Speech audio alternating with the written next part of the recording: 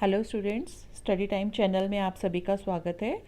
आज हम कक्षा 8 विषय विज्ञान तिथि 23 सितंबर 2021 का कार्यपत्रक 20 यानी कि वर्कशीट 20 करेंगे। यह वर्कशीट हमें शिक्षा निदेशालय राष्ट्रीय राजधानी क्षेत्र दिल्ली द्वारा प्राप्त हुई है।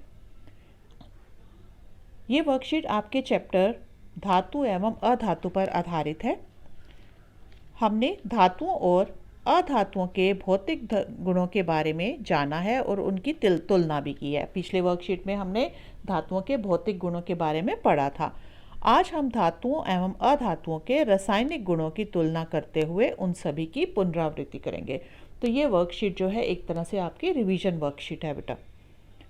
तो इसमें देखिए, पहले हमें गुण, धातु और अधातु।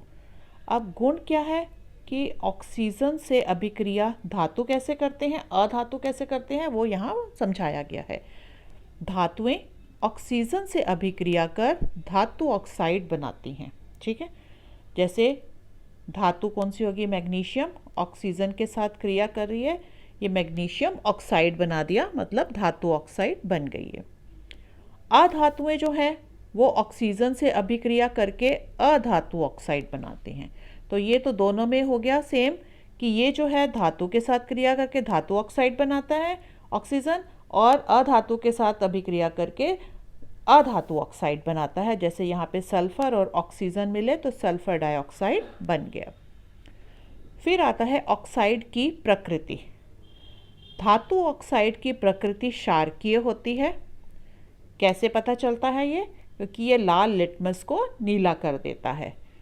यहाँ पे उदाहरण देखिए, मैग्नीशियम ऑक्साइड है MgO प्लस 2H2O मतलब जल, हमें क्या देता है, magnesium hydroxide MgOH whole twice. ठीक है, इसी तरह अधातु ऑक्साइड की प्रकृति अम्लीय होती है। ये कैसे पता चलेगा हमें? क्योंकि वो नीले लिटमस को लाल कर देता है। इसका उदाहरण देखिए, सल्फर डाइऑक्साइड प्लस जल को मिलाते हैं तो क्या बन जाता है, H2SO3। तीसरा है जल के साथ अभिक्रिया, मतलब धातुएं और अधातुएं जल के साथ कैसे अभिक्रिया करती हैं। धातुएं जल से अभिक्रिया कर धातु हाइड्रोक्साइड और हाइड्रोजन गैस बनाती हैं, और अधातुएं जो हैं वो जल के साथ कोई भी क्रिया नहीं करती। फिर नेक्स्ट है अम्लों से अभिक्रिया। कौन कौन से अम्ल? HCl और H2SO4। HCl का नाम है हाइड्रोक्लोरिक अम्ल और H2SO4 का नाम है सल्फ्यूरिक अम्ल। धातुएं अम्लों से अभिक्रिया कर लवण और हाइड्रोजन गैस बनाती हैं, जो पॉप ध्वनि के साथ जलती है। आपको मालूम है कि हाइड्रोजन गैस जो है वो पॉप की ध्वनि के साथ जल उठती है। तो इसका मतलब धातु और अम्ल जब हम मिलाते हैं तो क्या बनता है, लवण बनता है, और साथ में हाइड्रोजन ऑक्साइड जो है वो बनती है। अधातुएं अम्ल के साथ क्रिया नहीं करती। ठीक है, नेक्स्ट देखिए, क्षारों से अभिक्रिया। कुछ धातु क्षार से अभिक्रिया कर लवण और हाइड्रोजन गैस बनाते हैं। सभी धातुएं नहीं बनाती, कुछ धातुएं जो हैं वो क्षार के साथ क्रिया करके क्या बनाती हैं, लवण और हाइड्रोजन गैस। और अधातुओं में जो है वो क्षार से अभिक्रिया जो है वो बहुत जटिल होती है, मतलब इतनी आसान नहीं होती। तो यहाँ पे हमने देखा कि धातु और अधातु के हमने रासायनिक गुण देखे, उनको कंपेयर किया। अब हम पढ़ेंगे विस्थापन अभिक्रिया। विस्थापन अभिक्रिया क्या है? जब किसी अधिक अभिक्रियाशील धातु को कम अभिक्रियाशील धातु के जलीय विलयन में रखा जाता है, तब अधिक अभिक्रियाशील धातु कम अभिक्रियाशील धातु को उसके जलीय विलयन में से विस्थापित कर देती है, जिसे जैसे जिंक को कॉपर सल्फेट के जलीय विलयन में रखने पर वह कॉपर को विस्थापित कर देता है। यहाँ पे देखिए, पहले मैं समझाती हूँ आपको कि विस्थापन अभिक्रिया है क्या। जब भी कोई बहुत अभिक्रियाशील धातु है वो अपने से कम अभिक्रियाशील धातु का जलीय विलयन है कि उसमें रख दिया जाता है उसको, तो वो क्या करती है कि अपने से कम अभिक्रियाशील धातु को वहाँ से हटा देती है और उसकी जगह वो खुद वहाँ पे आ जाती है, ठीक है, विस्थापित कर देती है, ठीक है। तो इसको हम क्या बोलते हैं, विस्थापन अभिक्रिया। जैसे मैं यहाँ उदाहरण से समझाती हूँ। यहाँ पे जिंक है प्लस कॉपर सल्फेट, ठीक है। तो क्या बनेगा, अब जिंक जो है वो कॉपर से ज़्यादा ताकतवर है, तो जिंक क्या करती है, जिंक यहाँ से कॉपर को हटा देती है और खुद उसकी जगह आ जाती है। तो कॉपर को वो अलग कर देती है और यहाँ पे Zn खुद आ जाएगी, तो ये बन गया ZnSO4 प्लस Cu जो है वो वहाँ से वो हटा देगी। तो इस तरह से जिंक जो है वो कॉपर को क्या कर देती है, विस्थापित कर देती है। तो अभी आपको सारी असाइनमेंट समझ आ गई है। तो अब हम कुछ प्रश्नों के उत्तर जो है वो देने की कोशिश करेंगे। क्या होता है जब धातुएं अम्ल से अभिक्रिया करती हैं, उसका एक उदाहरण लिखिए।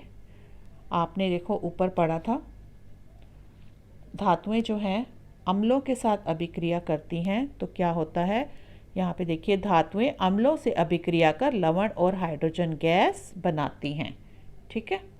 ये हो गया आपका क्वेश्चन नंबर 1। इसका एक उदाहरण लिखिए। उदाहरण कौन सा लिखेंगे हम यहाँ पे, ये वाला, ये उदाहरण जो है, ये वाला उदाहरण हम यहाँ पे फर्स्ट क्वेश्चन में लिख देंगे। सेकंड क्वेश्चन देखिए, आप ये कैसे जांचेंगे कि धातु की ऑक्साइड की प्रकृति क्षारीय होती है।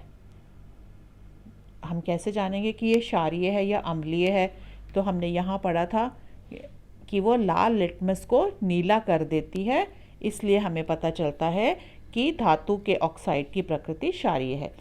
मैं फिर एक बार दोबारा बोलती हूँ, आप आराम से लिख लीजिए इसको। धातु के ऑक्साइड की प्रकृति क्षारीय है, यह हमें तब पता चलता है जब वह लाल लिटमस को नीला कर देती है, ठीक है। तीसरा प्रश्न देखिए, एक अम्ल और एक क्षार का नाम लिखिए। अम्ल का नाम क्या है, अम्ल ये यहाँ पे मैंने 2 अम्ल बताए थे, कोई भी लिख सकते हो, मैंने यहाँ लिख दिया HCl। क्षार का नाम देखो यहाँ पे लिखा हुआ है क्षार, तो हो गई NaOH, ठीक है। अब आता है चौथा प्रश्न, रासायनिक गुणों के आधार पर धातु और अधातु में अंतर स्पष्ट कीजिए। तो मैंने यहाँ पे आपको ये अंतर स्पष्ट करे थे, इसमें ये पहला पॉइंट हो जाएगा आपका। यहाँ पे धातु और अधातु, इसको आप छोड़ दो, ये आपको नहीं लिखना, ठीक है। आप बस इतना धातु और अधातु जो है यहाँ से यहाँ तक पहला पॉइंट है, ये दूसरा पॉइंट, ये तीसरा पॉइंट और ये चौथा पॉइंट, तो ये आप अंतर जो है वो लिख दोगे इसमें। फिर देखिए प्रश्न नंबर 5, कौन सी गैस पॉप ध्वनि के साथ जलती है। मैंने अभी यहाँ बताया था आपको, ये देखिए पॉप ध्वनि के साथ कौन सी गैस जलती है, हाइड्रोजन गैस। तो हम यहाँ लिखेंगे हाइड्रोजन लिख दीजिए या H2 गैस, ठीक है। तो इसी के साथ हमारी ये वर्कशीट जो है समाप्त होती है। अगर आपको ये वर्कशीट अच्छी लगी है और आगे वर्कशीट्स जो हैं आप देखना चाहते हो, तो मेरे सब्सक्राइब बटन को प्रेस कर दीजिए, ताकि आने वाली जितनी भी वीडियोस होंगी उनकी नोटिफिकेशन सबसे पहले आपके मोबाइल पर आपको मिल जाएंगी। और अगर आपको आज का ये वीडियो अच्छा लगा है तो लाइक और कमेंट ज़रूर करिए बेटा। थैंक